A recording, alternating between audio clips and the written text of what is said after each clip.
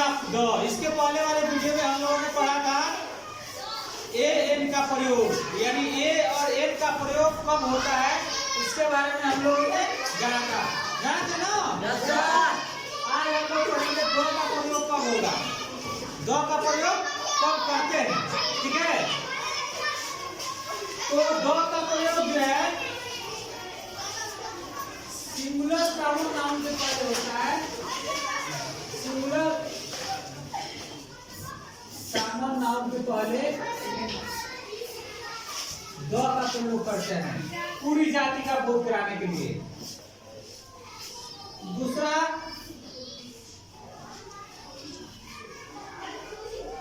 जैसे मान लीजिए इसमें सिंगुलर कॉमन नाउन में याद समझ लीजिए यहीं से, जैसे मान लीजिए इस तरह से आता है गाय एक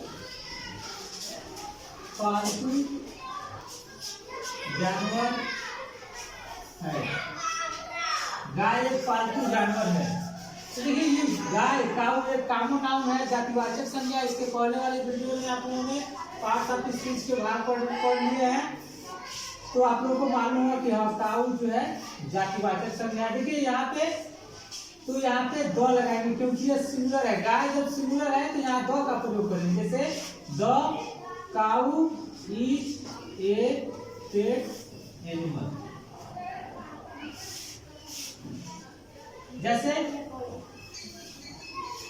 घोड़ा उपयोगी होता है, घोड़ा उपयोगी होता है। कहते हैं कि द हॉर्स इज यूजफुल। यही जब कॉमन नाउन बहुवचन में हो जाता है, यानी एक से अधिक हो जाता है, यानी सिंगुलर से प्लूरल हो जाता है, तो द का प्रयोग वहां पे सामान्य अर्थ में नहीं करते हैं। जैसे गाय उपयोगी होती है, गाय उपयोगी होती है। देखिए ये बहुवचन में गाय, यानी जब बहुवचन में हो जाए, प्लूरल हो जाए और लास्ट में ता है क्लियर है, तो दो का प्रयोग नहीं करेंगे। जैसे काउज आर यूजफुल, यही ऐसा रहता है। जैसे गाय उपयोगी है, तो यहाँ पे दो का प्रयोग करेंगे। The cow are useful, the cows are useful. यानी तब यहाँ पे ये पता है जब मैंने वक्ता और श्रोता यानी पहले से जिस चीज के बारे में परिचित हो तो वह सिंगुलर होगा या प्लूरल होगा, उसके पहले दो का प्रयोग करेंगे।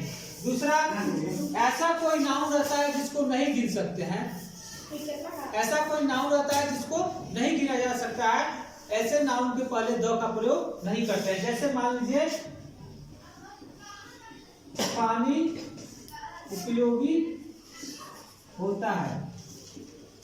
देखिए ये नाउन यानी पानी जो है अनकाउंटेबल नाउन है, नहीं गिन सकते हैं। देखिए यहाँ पे ये अनकाउंटेबल है और इसके अंत में ता है कि तो यहाँ पे द का प्रयोग नहीं करना है। वाटर इज यूजफुल, ये जब इस तरह से आ जाए पानी उपयोगी है, यानी यहाँ से ता है कि ये हट जाए, यानी इस ऐसे पानी के लिए करा जिसको पहले से वो जानता है, पूर्व परिचित है, तो यहाँ पे द का प्रयोग करेंगे। The water is useful.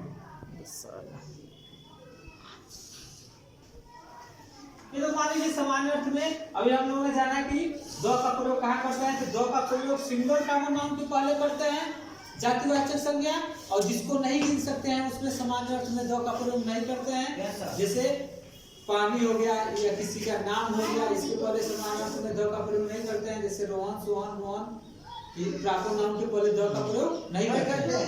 लेकिन वह ऐसा नाउन जिसके बारे में वक्ता और श्रोता पहले से जानते हो, पूर्व परिचित हो, तब ऐसे नाउन के पहले हम द का प्रयोग करेंगे। यहाँ तक समझ में आया? आगे नाउन का प्रयोग कहाँ कहाँ होता है? जैसे मान लीजिए किसी नदी का नाम आ जाए, रिवर के नाम आ जाए, जैसे मान लीजिए गंगा हो गया, यमुना हो गया, किसी खाड़ी का नाम आ जाए,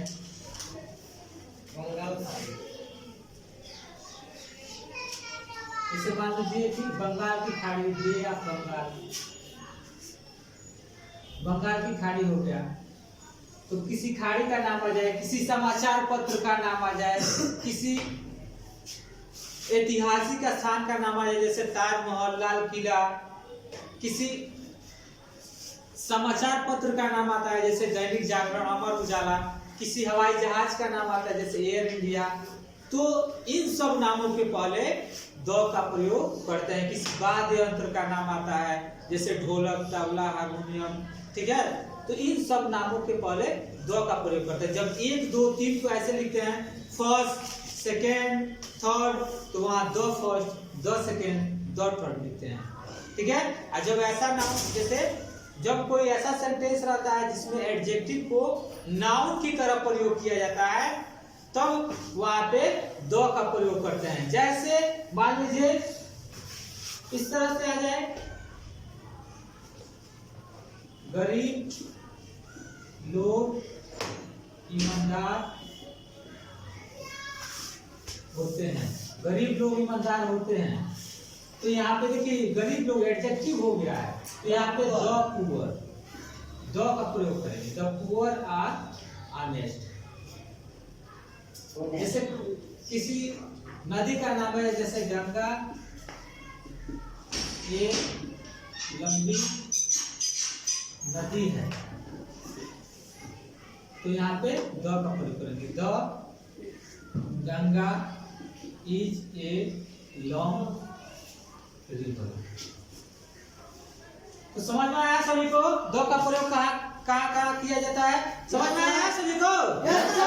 तो इन सब नामों के पहले द का प्रयोग करते हैं। समझ में आया ना? जय हिंद, जय भारत।